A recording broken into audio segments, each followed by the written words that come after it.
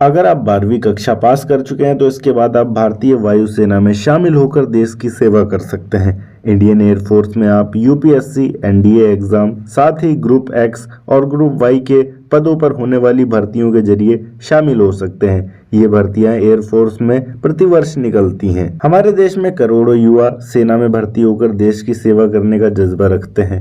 इन सभी में लाखों अभ्यर्थी ऐसे हैं जो इंडियन एयरफोर्स में भर्ती होना चाहते हैं और फाइटर जेट विमान उड़ाने का सपना मन में रखते हैं। अगर आपके अंदर भी ऐसी ही भावना है और आप इंडियन एयरफोर्स में भर्ती होना चाहते हैं, 12वीं के बाद ही आप इस तैयारी को शुरू कर सकते हैं और आप बहुत आसानी से इंडियन एयरफोर्स में भर्ती हो सकते हैं और इस प्रतिष्ठित नौकरी को करने के साथ साथ अपना नाम बना सकते हैं।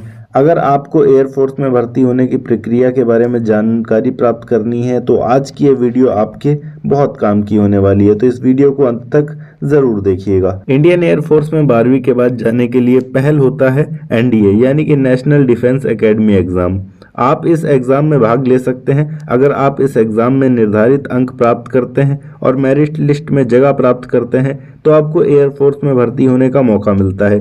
इस एग्जाम का आयोजित हर साल यूनियन पब्लिक सर्विस कमीशन यानी कि यूपीएससी के द्वारा करवाया जाता है। योग्यता की अगर हम बात करें, यूपीएससी एनडीए एग्जाम में भाग लेने के लिए अभ्यर्थी का फिजिक्स, केमिस्ट्री, मैथ के साथ में 12वीं पास होना बहुत ज़्यादा ज़रूरी है। इसके साथ ही उम्मीदवार की जो कम से कम उम्र है वो 16.5 साल होनी चाहिए और अधिक से अधिक 19.5 साल हो सकती है। वहीं अगर हम बात करें ग्रुप एक्स और ग्रुप वाई के पदों में होने वाली भर्तियों के लिए क्या चाहिए होता है, तो यूपीएससी एनडीए एग्जाम के अलावा अभ्यर्थी प्रतिवर्ष इंडियन एयरफोर्स की ओर से निकाली जाने वाली जो ग्रुप एक्स और ग्रुप वाई की भर्ती होती है उनके पदों में शामिल हो सकते हैं। ग्रुप एक्स पदों की भर्ती टेक्निकल स्टाफ के लिए जबकि ग्रुप वाई पदों की भर्ती नॉन टेक्निकल स्टाफ के लिए की जाती है। योग्यता मापदंड की अगर हम बात करें तो ग्रुप एक्स के पदों पर आवेदन करने के लिए उम्मीदवार ने 12वीं कक्षा में मैथ, फिजिक्स और अंग्रेजी विषय के साथ न्यूनतम कम से कम 50% अंकों के साथ पास किया हो। इसके अलावा 3 वर्ष का पॉलिटेक्निक डिप्लोमा करने वाले उम्मीदवार भी इस भर्ती में शामिल हो सकते हैं। इसके अतिरिक्त ग्रुप वाई पदों की बात करें तो ग्रुप वाई पदों पर आवेदन करने के लिए उम्मीदवार का 50% अंकों के साथ इंटरमीडिएट एग्जाम पास किया हो। अंग्रेजी विषय में उम्मीदवार ने कम से कम 50% मार्क्स लाए हों।